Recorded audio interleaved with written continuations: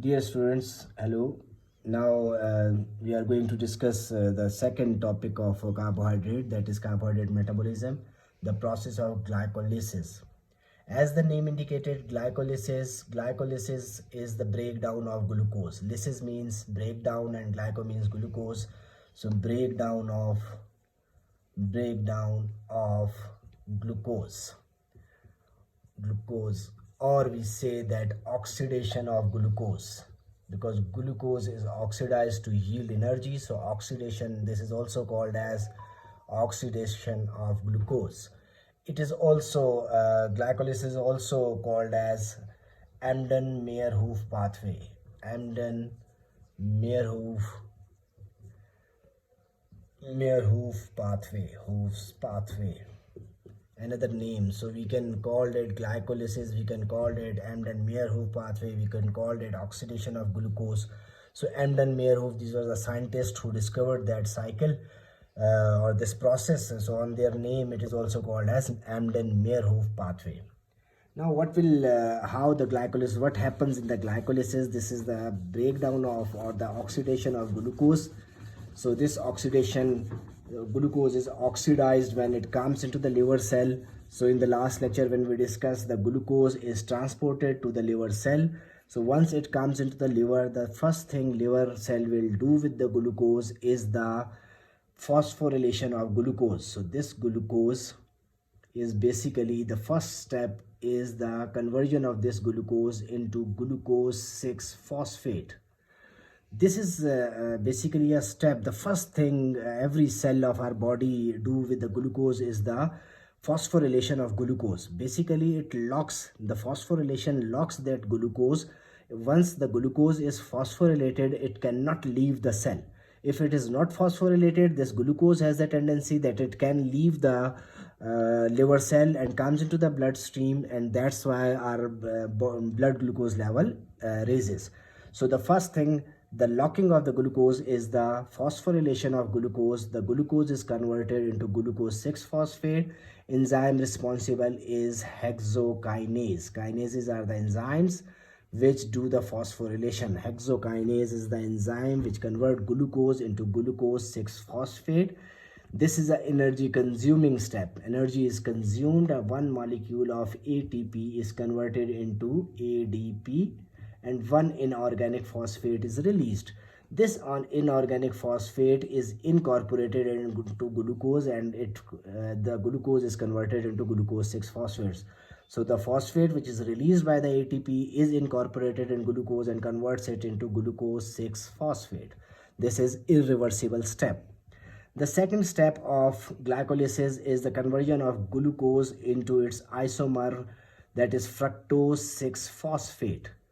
This is the isomer. The enzyme responsible is isomerase, and this reaction is a reversible reaction. So glucose 6 phosphate is converted into fructose 6 phosphate. The enzyme is isomerase, or you can also call it isomerase or mutase. These both are the enzymes which are responsible to make the isomers or mutation occurs. So the more specific is the isomerase. Once this fructose 6 phosphate is formed, in the next step, this fructose 6 phosphate is converted into fructose 1,6 bisphosphate. Fructose 1,6 bisphosphate means another phosphate is incorporated here to the fructose, and it converted into fructose 1,6 bis means 2-phosphate. The enzyme responsible is phosphofructokinase 1. We abbreviated as PFK1, phosphofructokinase 1. And this enzyme, basically here again, because phosphate is needed, so another molecule of ATP is converted into ADP, diphosphate adenosine diphosphate plus inorganic phosphate, and this inorganic phosphate is incorporated again at position number 1 of fructose and makes it fructose 1,6 bisphosphate. Now this this is we started from a 6 carbon molecule glucose. Again, glucose 6 phosphate is a 6 carbon molecule. Fructose 6 phosphate is a 6 carbon. Fructose 1,6 bisphosphate is a 6 carbon molecule.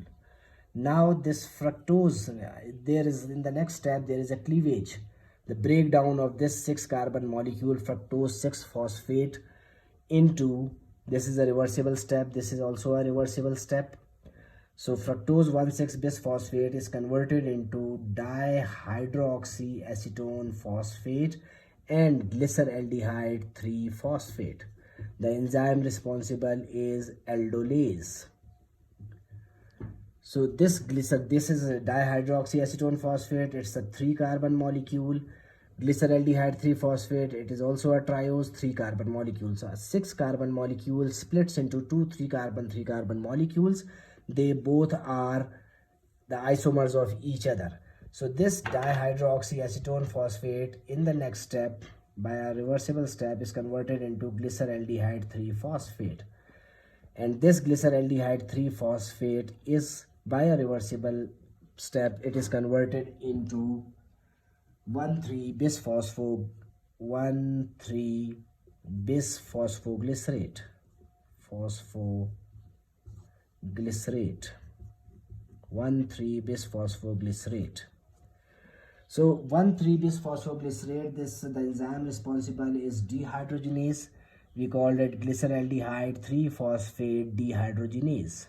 Dehydrogenase is the enzyme which convert glyceraldehyde 3 phosphate into 1,3-bisphosphoglycerate. Again, another phosphate is added. So in this reaction, one molecule of NAD is reduced to NADH plus H plus. So NAD is nicotine and adenine dinucleotide is basically reduced to NADHH plus. So as we know that when one molecule of NAD is reduced, it yields 3 ATPs. It gives 3 ATPs when NAD is oxidized, reduced, or vice versa, when the NADHH plus is oxidized, it consumes 3 ATPs. So in this reaction, basically 3 ATPs are producing, and this glyceraldehyde 3 phosphate, and this also is converted into 1,3. So from here this cycle runs parallel. Okay, so 1,3-bisphosphoglycerate in the next step, by again a reversible reaction, is converted into 3-phosphoglycerate. So one phosphate is removed in this step and it is converted into 3-phosphoglycerate. In this molecule, one molecule of ADP diphosphate, adenosine diphosphate, is converted into one molecule of ATP, and one phosphate which is liberated by 1,3-bisphosphoglycerate is incorporated into ADP, and diphosphate is converted into triphosphate. Now this 3-phosphoglycerate in the next step, by a reversible reaction, is converted into its isomer 2-phosphoglycerate.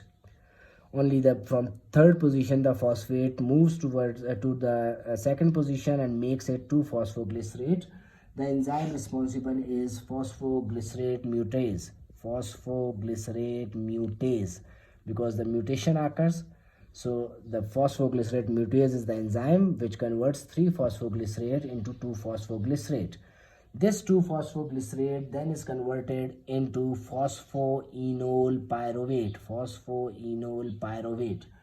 This is the conversion of 2-phosphoglycerate, again the irreversible reaction, and the enzyme responsible is phosphoenolase. The enzyme is enolase, which converts 2-phosphoglycerate into phosphoenol pyruvate. This phosphoenol pyruvate in the final reaction is converted into pyruvate. So the enzyme responsible is pyruvate kinase. Here the enzyme responsible is pyruvate kinase, which converts phosphoenol pyruvate into pyruvate, and this is a irreversible reaction. All are the this is a Irreversible reaction, these are all the reversible reactions. Maybe I think that is a slip of tongue, maybe I call it irreversible. So these are the reversible, and this step is the irreversible step. When phosphoenol pyruvate is converted into pyruvate, the enzyme is pyruvate kinase. In this step again, ATP, a molecule of ATP, ADP is converted into ATP. So this is the end product. In this case is pyruvate. This is aerobic glycolysis. Glycolysis is of two types: aerobic and anaerobic. So in case of aerobic glycolysis, the end product is pyruvate. But in case of anaerobic glycolysis, another step is there. When pyruvate, in case of anaerobic, the pyruvate is converted into lactate. So this is all about today. About this, we can continue discussing glycolysis in our next lecture along with the structures, and I'll tell you the regulation of glycolysis, how this process of glycolysis or Embden-Meyerhof pathway is regulated. I just revise the steps which I told you. It starts from glucose. Glucose is first converted into glucose 6-phosphate by the enzyme hexokinase. The glucose 6-phosphate is converted into fructose 6-phosphate. The enzyme is isomerase. Fructose 6-phosphate is converted into fructose 1,6-bisphosphate. The enzyme is phosphofructokinase 1. This fructose 1,6-bisphosphate splits into two trioses, that is dihydroxyacetone phosphate and glyceraldehyde 3-phosphate.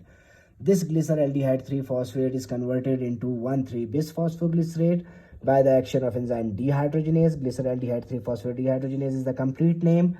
1,3-bisphosphoglycerate then converted into 3-phosphoglycerate by the enzyme phosphoglycerate. Here the enzyme is kinase. It is converted into mutase, and this it is converted into 3-phosphoglycerate, which then converts into 2-phosphoglycerate. The enzyme is mutase. This 2-phosphoglycerate then is converted into phosphoenol pyruvate by the action of enzyme enolase, which then finally converts into pyruvate. In case of aerobic glycolysis, the enzyme is pyruvate kinase, and in case of anaerobic glycolysis, the end product is lactate. Now in the next lecture, I'll tell you how, along with the structures, that how these structures are changed during the oxidation of glucose. And along with that, we also discuss the regulation, which is a very important topic in medical sciences, how the glycolysis is regulated. Till then, goodbye, take care.